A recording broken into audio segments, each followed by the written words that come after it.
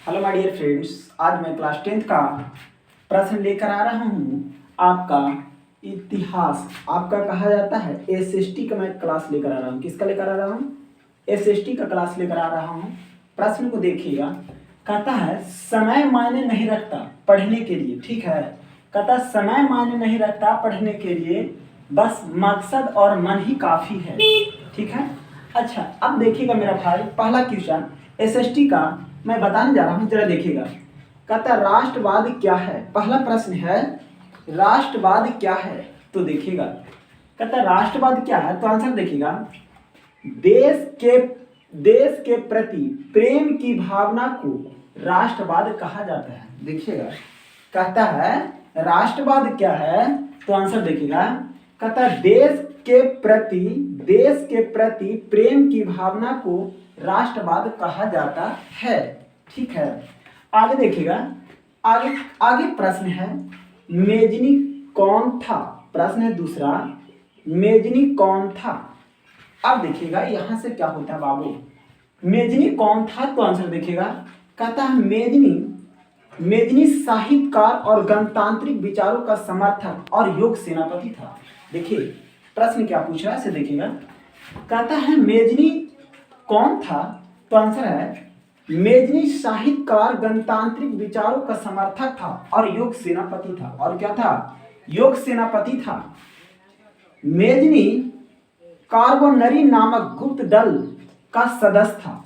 देखिए, कहता है मेजनी क्या था, तक कार्बोनरी नामक गुप्त दल का सदस्य था। आगे मेजनी 1831 ईस्वी में यंग इटली और 1834 ईस्वी में यंग यूरोप नामक संस्था की स्थापना की थी। देखिएगा, बहुत बढ़िया क्वेश्चन है।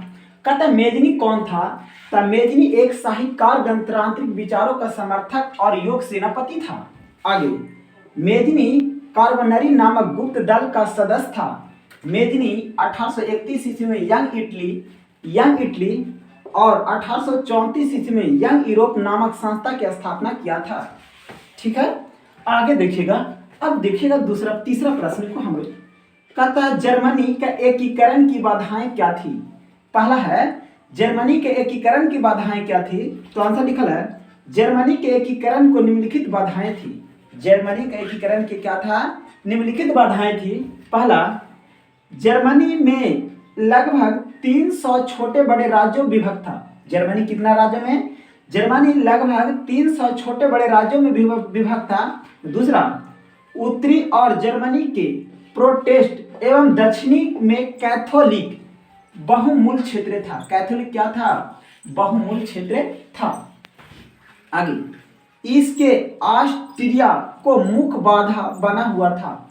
ऑस्ट्रिया क्या था? इसके ऑस्ट्रिया मुख्य बाधा बना हुआ था। किसका? जर्मनी के एकीकरण में। आगे प्रश्न को देखिएगा। अगला चौथा है मेटरनिक युग क्या है? प्रश्न है मेटरनिक युग क्या है, तो आंसर देखिएगा। कहता है मेटरनिक युग, कहता है मेटरनिक ऑस्ट्रिया का एक चांसलर था। मेटरनिक क्या था? ऑस्ट्रिया का एक चांसलर था। मेटरनिक ने 1815 से 1848 तक यूरोप में राजनीति में महत्वपूर्ण भूमिका निभाई थी। इसीलिए 1815 से 1848 के काल में मेटरनिक युग काल कहा जाता है। क्या कहा जाता है? 1815 से 1848 के काल में मेटरनिक युग कहा जाता है। चलिए आगे प्रश्न है, पांचवा प्रश्न है बाबू, पूंजीवाद क्या है? प्रश्न है पूंजीवाद क्या है, तो आंसर देखिएगा। ऐसी अर्थव्यवस्था जिसमें उत्पादन के साथ, कहता पूंजीवाद क्या है? ऐसी अर्थव्यवस्था जिसमें उत्पादन और साधन पर पूंजीपति का नियंत्रण होता है, उसे हम पूंजीवाद कहते हैं। उसे हम क्या कहते हैं? पूंजीवाद कहते हैं। पूंजीवाद क्या है? ऐसी अर्थव्यवस्था जिसमें उत्पादन के साधन पर पूंजीपतियों का नियंत्रण होता है, उसे हम पूंजीवाद कहते हैं। चलिए आगे क्वेश्चन छठा, सर्वहारा वर्ग किसे कहते हैं? कहता है सर्वहारा वर्ग किसे कहते हैं? तो देखिएगा, समाज का वैसा वर्ग जिसमें किसान, मजदूर, आम गरीब लोग शामिल हैं, इसे सर्वहारा वर्ग कहते हैं। इसे हम लोग क्या कहते हैं?